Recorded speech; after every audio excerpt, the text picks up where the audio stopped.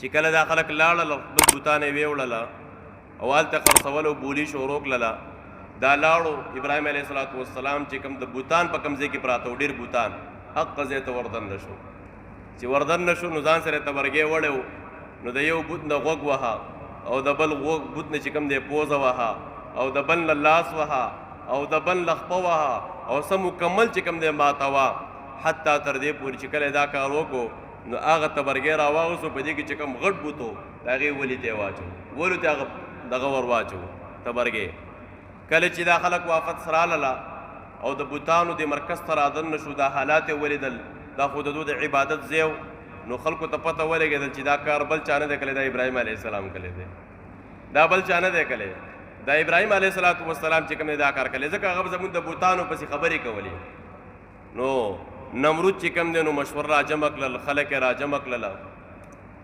د ابراهیم علیه السلام سره ملاقات کوي انت فعلت هذا بآلهتي یا ابراهیم اے ابراهیم دا کار تا کلی دی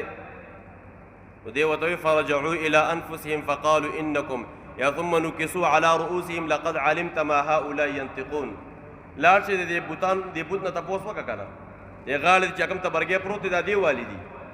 دا دې په خپله باندې والي لاړ چې تپوس دې وکړه که خبرې کولی شي نو قال افتعبدون من دون الله ما لا ينفعكم شيئا ولا يضركم دې خلکو جواب کې ورته وي خو خبرې نشي کولی ابراهیم علیه السلام ورته وایي قال افتعبدون من دون الله ای خلکو تاسو الله پرېښودی دی ما لا ينفعكم شيئا ولا يضركم دا خو دا بوتان خو نه تاسو ته نفع درکولی شي نه تاسو له ضرر درکولی شي دا تاسو څه کوئ افلا تعقلون د عقل نه کار نه لئ نو بس نمرود ته دا خبرې واورېدلې نو نمرود یو حکم جاری کو چې بس تاسو یو غټه کنده چې کوم دی وکنئ غټ ځای او په میاشتو میاشتو باندې هغې ته ډکې راجمع کړله او په دې نیت باندې چې ابراهیم علیه السلام به مونږ اور ته وراچو د دې به کاته ختمو بس دې به مونږ اور ته وراچو او دې به چې کوم دی نو ختمو نو زما یې د پندو هغو دغه اور ولګو په میاشتو میاشتو باندې ډکې جمع کړل چې کله اور ته وراچئ جبریل علیه السلام راځي میکایل علیه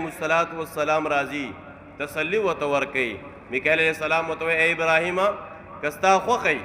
نو مونږ به زه باران راولم د باران په ذریعه باندې دا ټول اور به ختم کم ابراهیم علیه السلام عشق او محبت ته ګوره ورته وایي الله درته ویلي دي وایي الله راته نه دي ویلي زه په خپله دا خبره کوم وایي الله زما دا حال نه ني الله زما حال نه ني دقه شانتې جبریل علیه السلام ورته هم دا خبره کوي زما یې د پندو الله رب العالمین ته ګوره د الله ذات ته ګوره د الله صفاتو ته ګوره الله چې چاله عزت ورکوي په الله مې دې قسمي که ټوله دنیا راشي هغې له ذلت ورکول غواړي خو چې الله نه یې غوښتلی هغې له نشي ذله کولی